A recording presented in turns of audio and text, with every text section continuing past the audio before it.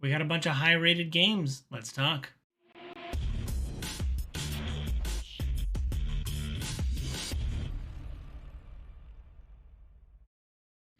What up, viewers? What up? What up? Calc Soups here, and today is Friday, January 26th, and that means it's time for a quick recap of the week in video game news.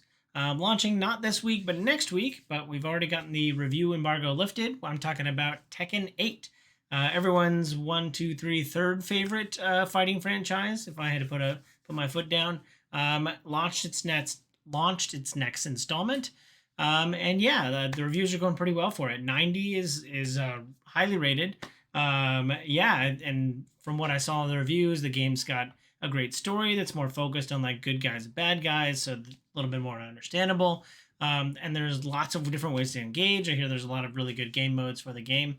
I don't know that I picked up a Tekken game in quite some time, but if you're looking forward to it, it's got a pretty good Metacritic. So feel free to check it out and let me know if you do down below in the comments. Moving right along, the Switch 2 rumor mill has started up this week, brought to you by Bloomberg. Bloomberg had an article talking about how the Switch 2 is expected to launch this year, and will have an 8-inch screen, which is bigger than the OLED. I believe the OLED had like a 7.5-inch screen, and then launching this year. I mean, it has been 7 years since the first Switch launched, which is about a console generation. And I know that Nintendo was kind of a little bit off of its console generation cycle, having to cheat their new one forward when the Wii U bombed. But yeah, this would be around when we would expect Switch 2 rumors. I didn't, it's kind of out of left field, and again, it's just rumor milling. But yeah, I would hope to see a Switch 2 sometime this year, so I can. I think I have an OLED, so maybe I'd want to wait. Yeah, OLEDs came out like less than a year ago, or have OLEDs been out for more than 2 years?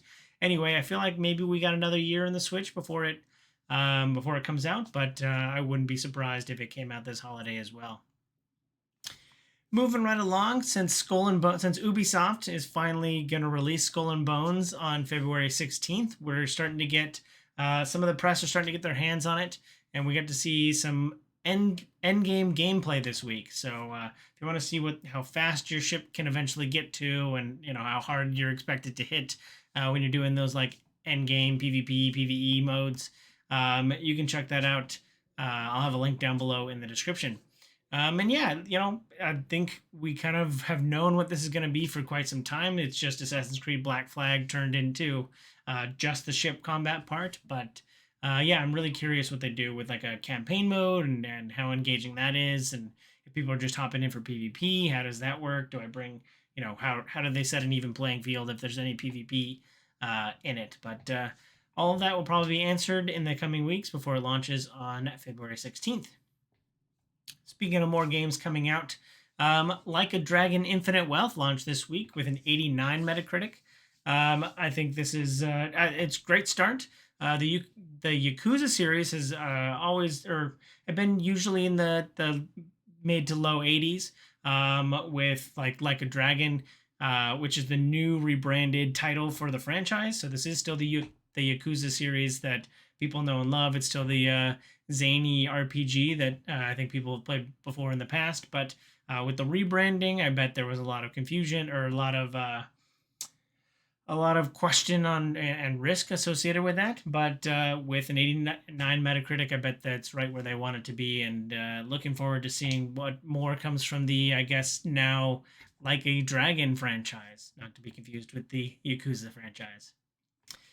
Apple has pivoted to has done a full 180 reversal on one of its streaming policies. I bet the court case had something to do with this, although that eventually got squashed. Even though Epic won, that got squashed later. Don't want to get too into that because that's the point, not the point of what I'm talking about here. But they had a recent policy change, and they're now going to allow game streaming services onto iOS. The first ones they cited were NVIDIA GeForce, and Microsoft Cloud Gaming, which, again, like if you have a platform like you do with an iPhone, like I don't understand. Like I assume they're gonna take their 30% off of your subscription service fee for buying it through the App Store.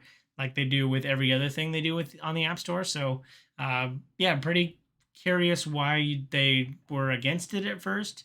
And I bet all the streaming platforms probably want to be on there too, just to get to as many consumers as possible. So yeah, I think this is ultimately going to be good, and I bet Apple's going to enjoy raking in that money that they get from the 30% off the top that they get from putting GeForce Now or Microsoft Cloud Gaming on there. So and many more to probably follow with Ubisoft or EA or any of the other subscription platforms.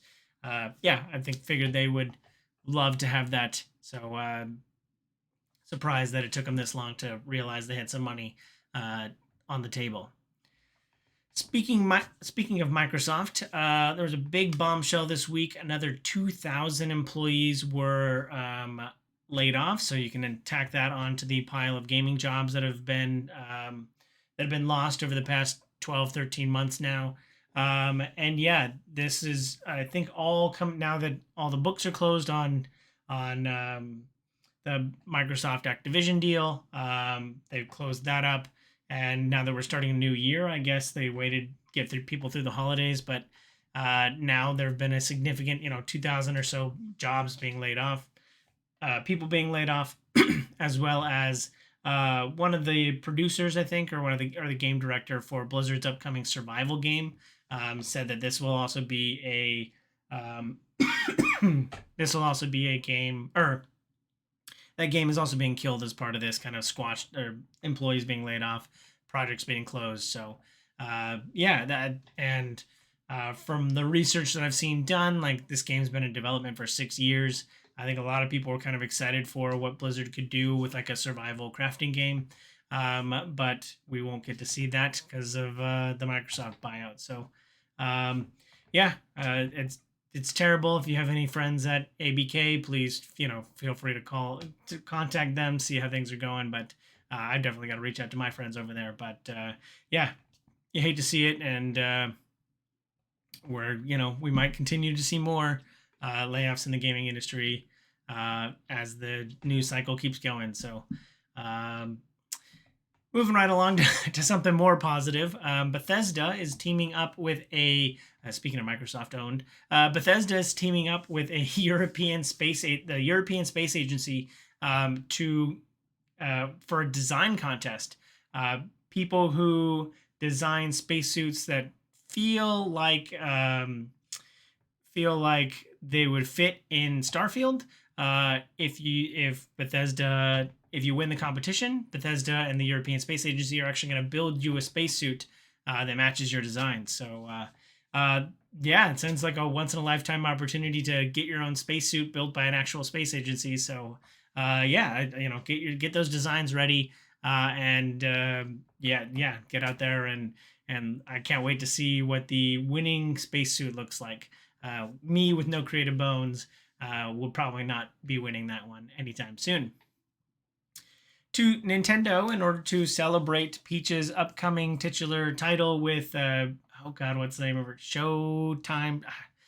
Terrible. I don't even remember what the Peach game name of the game is, but Nintendo is celebrating it with Peach Pink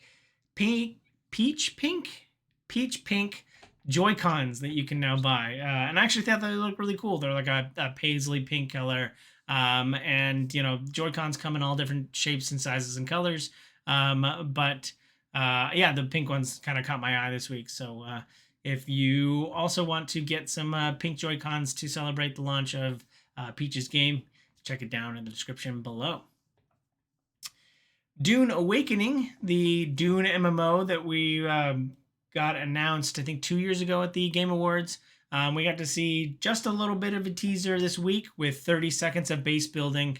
And so, yeah, we get to see what it looks like. It looks, kind of stock standard what your base building is going to look like. We all know how to play survival crafting games.